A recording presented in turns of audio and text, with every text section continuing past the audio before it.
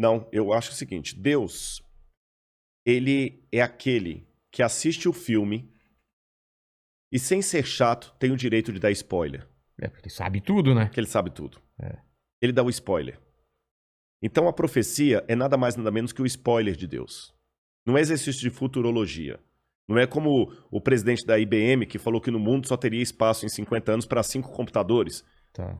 Errou feio, tá certo? Deus não. Ele apenas fala o seguinte, vai acontecer isso aqui. É como se eu assistisse algumas um filme. pessoas. Exatamente. E por que Deus não falou para todo mundo? Por que ele fala para algumas pessoas? Vygotsky me dá a resposta. Vygotsky dizia que o ser humano, como tal, só aprende na interação com o outro. Ou seja, você pode ser um cara fera no humor. Eu não entendo de humor. Eu não sei fazer um stand-up. Se eu quiser saber detalhes de um humor, eu vou ter que aprender com o Vilela.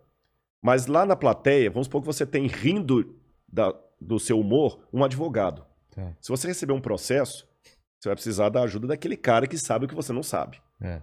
Em compensação, aquele advogado, se começar a passar mal, ele vai precisar de um médico que sabe o que ele não sabe. Então, cada um precisa da especialidade do outro.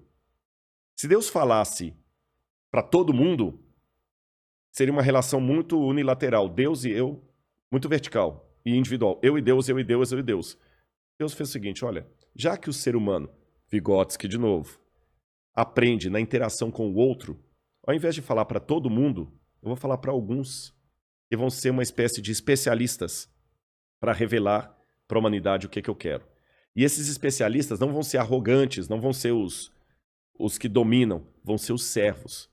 Aí que vem Isaías, Jeremias, Lamentações, e eu digo para você, eu tenho argumentações históricas para acreditar na profecia, porque veja bem, profecia bíblica, eu não vou ter tempo aqui hoje para a gente explorar isso, quem sabe no futuro, alguma vez, mas uma coisa que eu quero deixar claro para o pessoal, para a galera que está assistindo a gente, Vilela, profecia não é música de Roberto Carlos quando você está na fossa, qualquer uma conta a sua história. Tá bom? Profecia é muito específico. Tá bom? Eu tenho, por exemplo, a profecia de Ezequias. Ezequias é um livro que foi escrito no 7º século a.C.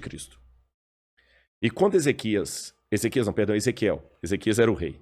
Ezequiel, quando foi escrito, havia até um professor de Yale que dizia, não, isso aqui é um livro do período do 1º século, a invenção, não teve nada do que Ezequiel falou, nem cativeiro dos babilônios, nem nada. A arqueologia provou todo o livro de Ezequiel.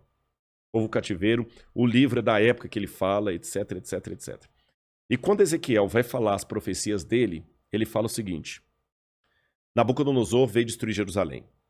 E ele falou o seguinte, o Senhor me mostrou que a cidade de Tiro, que era uma cidade portuária fenícia no atual Líbano, essa cidade desdenhou de Jerusalém. O que vai acontecer com você, Tiro? Tiro será atacada pela própria mão de Nabucodonosor. Depois ele fala, multidões subirão até você. Primeiro ele fala de um rei que é Nabucodonosor, que ia atacar Tiro. Depois ele fala, multidões virão contra você, porque Tiro se juntou com Nabucodonosor para debochar de Jerusalém. Essas multidões vão pegar as pedras de Tiro, vão jogá-las no meio do mar para testemunho. E além de jogar no meio do mar, as pedras de Tiro se transformarão no enxugadouro de redes. Depois que Ezequiel fez essa profecia, Nabucodonosor se volta contra Tiro, destrói a cidade. Depois de Nabucodonosor, vem os gregos. E Alexandre entre eles. Alexandre destrói todas as pedras de Tiro, joga no meio do mar para fazer um istmo, um aterro. E com o passar do tempo, Tiro se transforma numa vila de pescadores. E se você for hoje até o Líbano, você vai ver pescadores enxugando as redes deles nas pedras da antiga Tiro. E a profecia falava, as pedras de você serão lançadas no mar e você virará um enxugadouro de redes. E a Babilônia vai desaparecer. E vai virar apenas um covil de abutres e tudo mais. Quando ele falou isso, Tiro era como se eu falasse assim, São Paulo vai desaparecer e Nova York vai desaparecer. Uma coisa que é impensável. E você vai lá hoje no Líbano, você vê a profecia cumprida. E Babilônia ficou tão desaparecida que só foi redescoberta a partir das escavações de Henry Layard e depois de Robert Coldway em 1860 e depois em 1899. Até então, ninguém nem sabia, Que é na região do Iraque. aqui na região do Iraque, ninguém nem sabia onde ficava a Babilônia. Eu dei apenas um exemplo muito pífio, mas eu podia dar vários outros de cronologia, profecia. Até Isaac Newton. Pô, caramba, Isaac Newton era um gênio. Isaac Newton escreveu um tratado sobre as profecias de Daniel Ah, é? e Apocalipse, Caramba. mostrando, como é que a cronologia profética de Daniel se cumpriu ao pé da letra. Então, repito, não é uma questão de achismo, porque quando você tá na fossa, que eu falei, qualquer música de Roberto Carlos parece que foi feita pra mim. Pô, Música caramba! sertanejo. Não é aquele negócio de tipo assim, olha, Deus tá me mostrando que esse ano vai morrer alguém muito importante no Brasil. Pô, aí entra o meu lado do ceticismo. É.